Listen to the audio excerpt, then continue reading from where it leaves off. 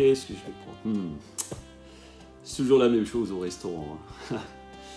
Qu'est-ce que je vais choisir? Tellement de choses sur cette carte. Qu'est-ce que je vais pouvoir choisir? Puis après le dessert. Oh. La vie, c'est comme une carte d'un restaurant. Elle nous offre tellement de possibilités. Que choisir? Il y a des choix judicieux ou non. Nos choix déterminent à chaque instant le cours de notre vie. Choisir, c'est une responsabilité, oui, c'est une liberté, et que l'on aimerait ne pas avoir parfois. C'est pourquoi Shakespeare avait raison quand il a dit « choisir, c'est un peu se priver du reste ».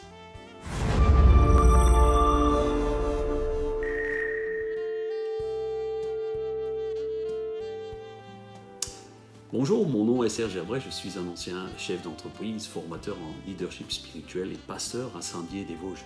Ma mission est de vous inspirer pour impacter votre vie et celle de votre entourage. Je veux vous aider à grandir dans votre ministère afin de devenir la meilleure version de vous-même pour servir efficacement sur le chemin de volant. Bienvenue sur cette chaîne. Si vous n'êtes pas encore abonné, je vous encourage à cliquer sur le lien et pour ne rater aucune autre vidéo. Donc, dans la vie, c'est comme bien une carte de restaurant et elle nous offre vraiment des tas de possibilités. Et il y a des restaurants qui ont des cartes énormes. Au passage, je voudrais juste rendre un petit hommage à tous nos amis restaurateurs que j'apprécie particulièrement parce qu'ils ont beaucoup souffert durant cette période de fermeture du Covid. Donc, encouragez-les, allez les visiter, choisissez sur leur carte. Je ferme juste la parenthèse, mais on veut vraiment les encourager. Donc, j'ai remarqué que plus la carte est grande, plus il y a de choix, plus il nous sera difficile de choisir.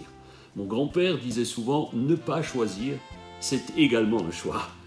Mais l'inconvénient de cette solution, c'est quand je ne suis pas capable de choisir. En fait, je subis le choix des autres. Et en ce qui me concerne, je déteste qu'on choisisse pour moi. Je déteste qu'on choisisse à ma place. Pour une petite décision, savoir la prendre rapidement, c'est la clé. Sinon, quelqu'un le fera à votre place. Et c'est une mauvaise habitude que personnellement j'avais prise et de décider pour les autres. Jusqu'au jour où ma fille, que j'aime beaucoup, m'avait repris. C'était au restaurant et je trouvais qu'elle ne choisissait pas assez vite, alors j'ai voulu lui imposer mon choix. Et donc la première leçon, c'est lorsque nous ne choisissons pas assez vite, les autres le font à notre place. Et la deuxième, c'est que nous ne choisissons pas tous à la même vitesse. Certains ont besoin de toucher, de sentir, d'essayer les choses, de regarder, de se mettre à la place d'autres, comme moi décide vite et il m'arrive parfois de le regretter. Et je dois reconnaître cette vérité, à force de choisir, eh bien, on finit forcément par se tromper à un moment ou à un autre. En fait, nous avons été créé pour choisir. Depuis le jardin d'Éden, Dieu nous a laissé libre choix. Mais d'abord, il nous a choisis pour une raison que lui seul connaît. Et il veut nous le faire découvrir tout au long de notre vie. C'est Dieu qui décide ça. Mark Twain dira « Les 2 jours les plus importants de votre vie sont le jour où vous êtes né et le jour où vous découvrez pourquoi vous êtes né. » Dieu nous a choisis, oui. Il le dira même, et l'apôtre Paul le dira dans l'épître aux Thessaloniciens, et lorsqu'il dira « il faut rendre grâce à Dieu pour les frères, parce que Dieu vous a choisi dès le commencement pour le salut ». Et c'est une réalité, cette pensée est vitale pour chacun d'entre nous. Savoir que nous sommes choisis de Dieu nous donne de l'assurance, nous donne la paix, nous donne sa joie. Mais dans tout cela, vous, avez-vous choisi Dieu ? Le libre arbitre, c'est aussi le choix de Dieu. Choisir, c'est être libre, oui. Et dans toute la Bible, nous voyons que les hommes ont été confrontés à des choix continuellement. Jésus lui-même a choisi les 12. Le prophète Samuel, sur conseil de Dieu, a consacré un jeune berger comme roi d'Israël. David, un persécuteur nommé Saul de Tarse, avait été choisi. Dieu, mes amis, se choisit toujours les hommes, mais à chaque fois, il attend une réponse et il ne force personne. La force d'un homme réside dans sa capacité à prendre des décisions. Et il y a effectivement des décisions qui vont influencer notre vie plus que d'autres.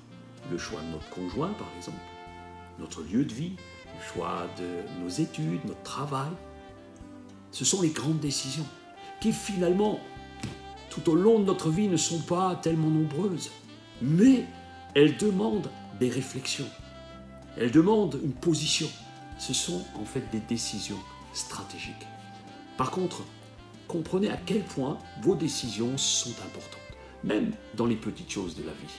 C'est pourquoi il est impératif de choisir par soi-même. Si j'ai pris l'exemple du resto au début de cette vidéo, c'est qu'en principe, ce choix n'a pas beaucoup d'influence sur le court terme. Si vous allez remplir votre ventre, ça va vous faire plaisir lorsque vous mangez, mais si vous allez souvent au resto, ces petites décisions, le choix que vous allez faire sur votre carte va influencer sur votre santé. Si vous faites le choix de prendre des frites à chaque fois que vous allez au restaurant, vous risquez d'avoir, au bout d'un certain temps, des problèmes de santé. Et peut-être de surpoids. Rappelez-vous le principe des habitudes, les petites habitudes. Si vous n'avez pas encore vu les 7 vidéos sur les habitudes sur notre chaîne, sur notre site, je vous invite vraiment à cliquer sous le lien pour les retrouver. Et je termine sur cette pensée. Dans les grandes décisions, pesez bien tous les éléments et les enjeux pour votre vie. Posez-vous toutes les questions. Qui, comment, quoi, où.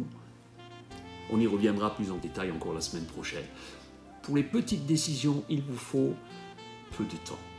Ne laissez pas le temps aux autres de décider pour vous, parce que toute décision contribue à construire votre vie.